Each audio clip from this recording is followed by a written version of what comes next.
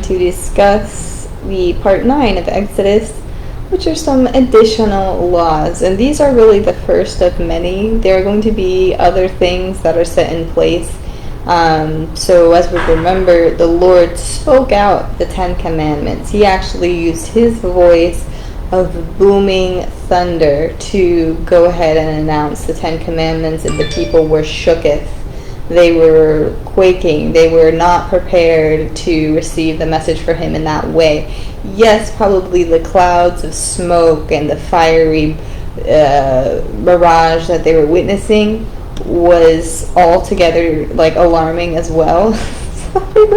They basically told Moses, they're like, please just, can you speak to us? Like, this is too much. They were like, wow.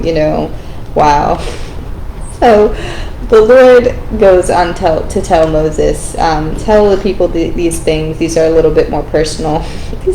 You can tell them, straight to their ears. So God gives him some additional laws for them to follow. Again, if you do read this part, chapter 21 to 23 in Exodus, you'll be able to read all of the laws and how nitty gritty they get. But even just these that we're just looking at today are a little bit like, whoa, what's going on, right? Excuse me. Well, let's go ahead and start out with a quote. To the man in the street, who I'm sorry to say is a keen observer of life, in word intellectual suggests straightaway a man who's untrue to his wife. And this is from Ordine, 1939 to 47, part 4 of the shorts. I don't know, once again, but this is giving infidelity, right? It's giving a intellectual man, somebody who's high on his pedestal, and then also he has moral issues, right? Moral issues. He's untrue to his wife. So again, this is very much like these common people we've talked about before. Yes, these people were chosen to be rescued and saved, right? These Hebrew people, but they were in no way perfect in any way, shape, or form.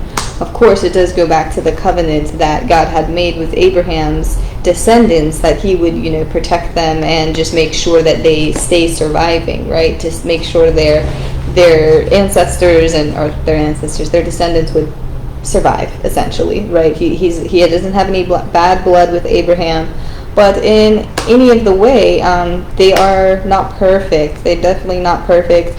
They had some interesting cultural things that a lot of the surrounding nations had as well, so they were definitely influenced by different tribes, influenced by their ways of life, and we know that they were not perfect as well. And by not perfect, they do mean a little bit immoral. That's why these rules are established, and we're going to also see what else is implemented into the Hebrew culture, into the Israelite culture, just to go ahead and sanctify and cleanse them. But we're going to go through that a little bit later.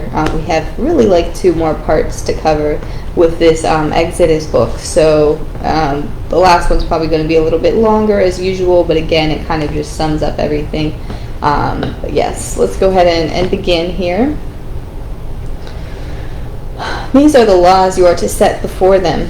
If a man sells his daughter as a servant, she is not to go free as male servants do. So again, sounds shocking, right? Why would a man sell his daughter as a servant? But again, it's just a part of the culture, money is important and belongings and riches are important to people, just as they are today. So there's always this notion of protecting the woman. So if he's selling her off to be in somebody's custody, right? To work and do whatever in somebody's custody, she can't go free. She needs to belong to either her husband or her father or somebody, a family that's putting her as a servant position. So again, it seems like a little outrageous, but again, we had slaves and servants pretty far out, right? And again, people use this as an excuse, the Bible is terrible, it implemented all these ways of slavery and slave ship and everything like that. But again, it's just kind of another form to say worker, or minimum wage worker. It's kind of the same thing. It's ridiculous because they had rent paid for, food provided for them, kind of the same thing as right now we work to have rent paid for and food, right? So it's a little bit weird with the terminology, but it's just something we have to adapt to. But anyways, let's continue. Anyone who curses their father or mother is to be put to death. An owner who knocks out the tooth of a male or female slave must let the slave go free to compensate for the tooth. And again, this is to stop, violence being enacted on these slaves or indentured people. It's, yes, no violence, no hitting. If anyone gives silver or goods for safekeeping, they are stolen from the neighbor's house, the thief, if caught, I left that out, if caught, must pay back double. Okay. If a man seduces a virgin who is not pledged to be married and sleeps with her, he must pay the bride price, and she shall be his wife. If her father absolutely refused to give her to him, he must pay the bride price for virgins. And again, the notion of putting women in a commodity position, we are so shocked. We're like, why does it say this in the Bible? Why are these laws that God has spoken or told Moses to say to the people? Again, it's just the time we act like today that we do not commoditize, whatever that word is, make women a commodity. It's very much a thing, all right? We still do this today, just in different forms, and we have different terms for how we do that. Even, not really. We have some situations where it's just outright, right, bride price. Still happens, of course, in cultures like India and everything like that. I mean, maybe, don't quote me, but it's just, a thing. So just don't get your panties or boxers in a bunch. We have to just understand that this was the time, and still happens. It's not that far off, to be honest. If you take your neighbor's cloak as a pledge, return it by sunset, because that cloak is the only covering your neighbor has. What else can they sleep in? When they cry out to me, I will hear, for I am compassionate. So this is a little goofy. If you take your neighbor's cloak, return your neighbor's belongings, essentially.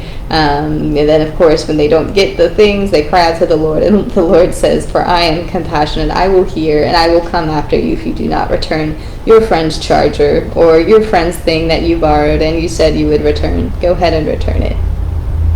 I have nothing to do with a false charge, and do not put an innocent person or honest person to death, for I will not acquit the guilty.